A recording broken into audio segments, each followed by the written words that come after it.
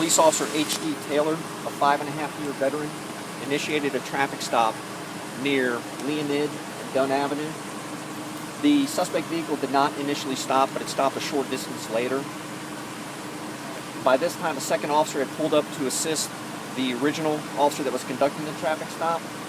As they got out of their car to approach the suspect vehicle, the suspect revved his engine and then pulled forward at Officer Taylor.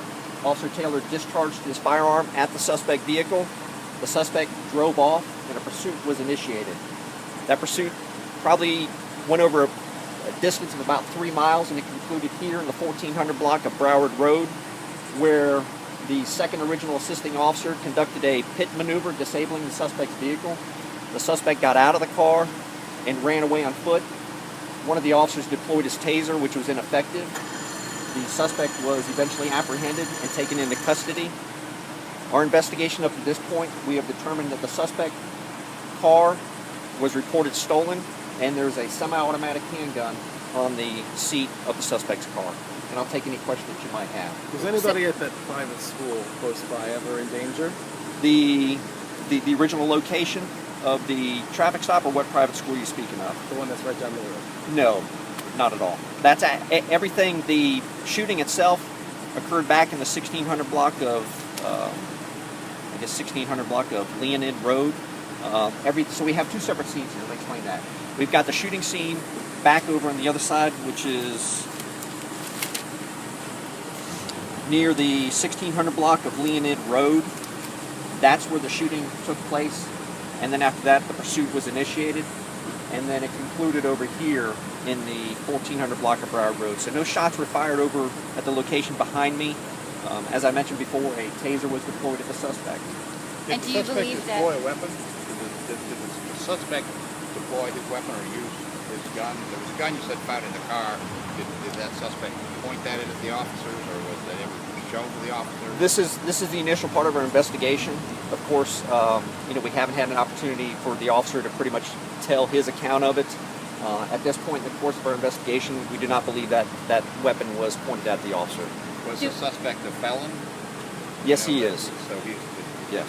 How many shots were fired by the police officers? 4 shots. 4 shots. And we believe that this person was running because he was in a stolen car and he was on the move. Did he just steal this car, or we do not know that yet? I believe my information is that the car was reported sometime, I believe, in June of this year. I don't have a reason why the suspect revved his engine, drove towards the officer, and then took us on a pursuit. Just one of those dangerous things that our officers face each and every day. Can you tell us the suspect's name and what his criminal history entails? I don't know his name. I know he's a male. I don't know his age. He's a black male. I was told he was a convicted felon, but I don't have his criminal history. And all that information we won't be able to get to you at a later time through police information officers. How'd you get him when he was here? You tased him. That didn't have any effect. How'd you finally take him down? Well, as a pursuit concluded in the 1400 block here, the officer performed a precision immobilization technique, a pit maneuver, which disabled his car. So the car came to stop. The officer pulled his car up towards the suspect's driver's door, and the suspect got out and fled on foot. And that's how it ended. You tased him. Well, a taser was deployed, but it was ineffective. Basically, the taser was deployed at the suspect, and the taser missed. So did the cop jump on him, or? Yes, eventually there was other officers that came up here shortly after the termination of the pursuit, and basically took the suspect in custody. I'm assuming he was tackled, but... Was the suspect alone in the vehicle? Yes. I'm sorry, what was the officer's name? Taylor, what's the first name? The initials are H.G. Taylor, Taylor. Do you know what the H is? Do you know his first name? We I'll can have get to that get for them. to you. And the suspect didn't get any. When the first 4 shots went out into his car, he was not hit at all in that whole thing. That's correct. The suspect's not injured, nor any of the officers. How many officers involved? Initially, it was the 2 officers, the original officer conducting the traffic stop, 1, 2, and then at the termination point, probably another 3, approximately. So probably a total of 5 officers. Was the traffic stop conducted because the vehicle was stolen and the officer realized that and decided to pull the car over, or? I don't know that yet. I just know that he conducted the traffic stop. Can you describe for our viewers, we hear it often, but they may not, the typical protocol when an officer is involved in a shooting?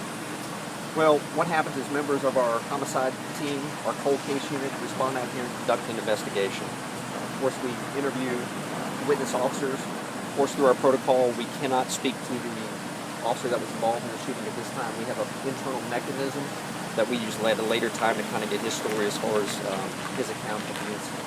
Well, we meet with interview the witnesses, we collect everything like we do in any other major investigation. And is he on paid administrative leave? We haven't determined that yet. Usually with the shoot and hits that we have, the officers are automatically placed on it. It's going to be something after they speak to our critical incident stress management officers, we'll make that determination. But there's a strong likelihood that he will not be placed on that. What charges happens to the car now? Well, we'll process the car for any evidence in there, and ultimately it'll be returned back to the rightful owner. What charges could the suspect face? You've got, it could span as serious as being attempted murder on a law enforcement officer when he tried to run the officer over. Of course, him being a convicted felon, he's possibly looking at other charges for the possession of, being in possession of a handgun, as well as resisting arrest. When the officer fired, did he fire into the car? With the bullets, the officer fired to strike the car, the suspect's car? There are bullet strikes to the suspect's car. Not all of them, you don't know. Some of them. There's 2 strikes to the officer's car. Two strikes to the suspect. Yes, to the suspect's car. Can you describe what a pit maneuver is exactly for our viewers? It's a matter that all police officers are trained in performing, and it's a technique that's used that an officer positions their car properly, and this is the easiest way to describe it, just kind of edge over into the back part of the car, and it causes the car to go out of control and disables it immediately. We saw down there, it looked like the police car was kind of almost like T-bone position with the suspect's car. Can you describe why that is? Yes, immediately after the pit, the officer that was involved in the pit maneuver felt it best at that time to move his car into position to prevent the driver from escaping out of the driver's door. Any other questions? How like when will it be open? We hope to have it open probably within the next hour, probably less. Thank you. All right. Thank you very much. Thank you.